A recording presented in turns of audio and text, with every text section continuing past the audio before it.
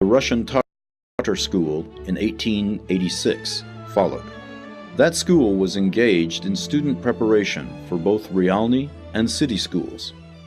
Many well-educated and highly cultured teachers who graduated from the universities, gymnasia, and institutes of Gorky, Kharkov, Moscow, St. Petersburg, Berlin, and Paris were invited to teach at these schools. It was not an accident that most of the scientists, cultural, and artistic workers of Russia and Azerbaijan got their education at the Realny Uchilish of Shusha. The first city library was established in Shusha in 1897. At the beginning of the 20th century, Shusha was both a cultural and scientific, as well as resort center for Azerbaijan. Visitors were amazed by the songs heard everywhere throughout Shusha. That's why Shusha was called the Conservatoire of the Caucasus. We can safely say that there are no places in the world that have raised so many talented musicians as Shusha. Much as the Italian vocal school occupies a prominent place in the history of European music, the Shusha vocal school occupies the same position in the history of Eastern music. There were times when Shusha was even called the Italy of the Caucasus. Historical parts of Shusha were declared to be historical architectural preserves according to the order of the Soviet Ministry of Azerbaijan in 1977. The only Eastern musical instruments manufactured in Azerbaijan were built in Shusha, which produced tar, kamancha, oud, nagara, and other fine instruments of the time period.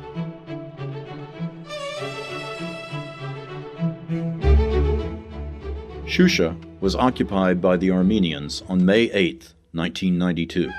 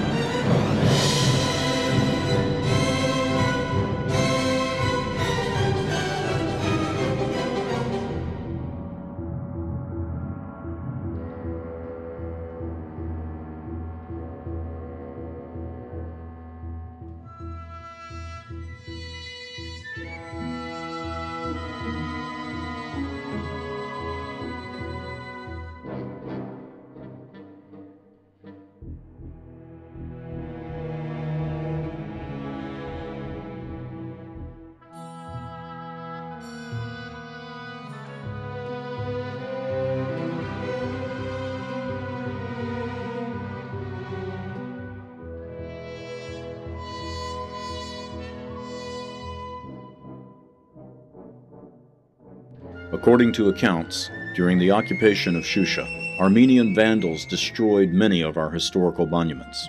The region consists of one city center, one settlement, and 37 villages. The Shusha State Drama Theater, Shusha Television, the State Karabakh History and Shusha City History Museums, memorial museums for Hajibeyov, Bulbul, and Mir Mufsun Nawab, the Shusha City branch of the Azerbaijan State Carpet Museum, the State Art Gallery, 4 technical schools and colleges, branches of 2 institutes, 25 secondary schools, several music schools and colleges, 8 cultural houses, 17 clubs, 31 libraries, 40 medical enterprises, 2 resort centers, a children's sanatorium, a children's health center, a tourist camp, a hotel, and several public catering establishments. Armenian armed forces plundered 15 ethnographic displays, 5 copper artifacts, 2 silver daggers, a stone pot, 20 jeweled decorations, and many other valuable items from the Shusha City Museum, 5 valuable ancient carpets, 4 ancient kalims, 5 saddlebags, 1 rare and valuable lamp, Uzier Hajibeyev's portrait, and a number of other valuable historical exhibits from the Karabakh History Museum.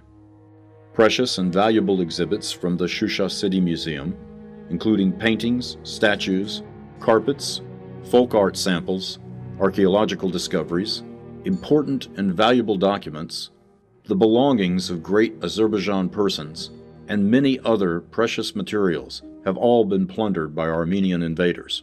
Altogether, roughly 5,000 different exhibits have been plundered.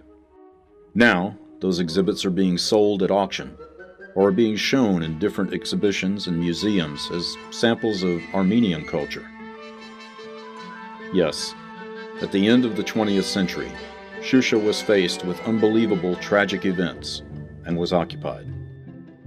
Citizens were driven out of their native lands or became martyrs.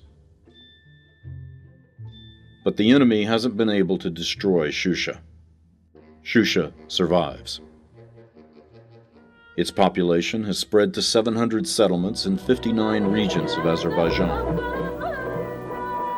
It should be noted that although Shusha is still under occupation, there have been several existing cultural and educational institutions that continue their activities in the city of Baku and other regions of our great country.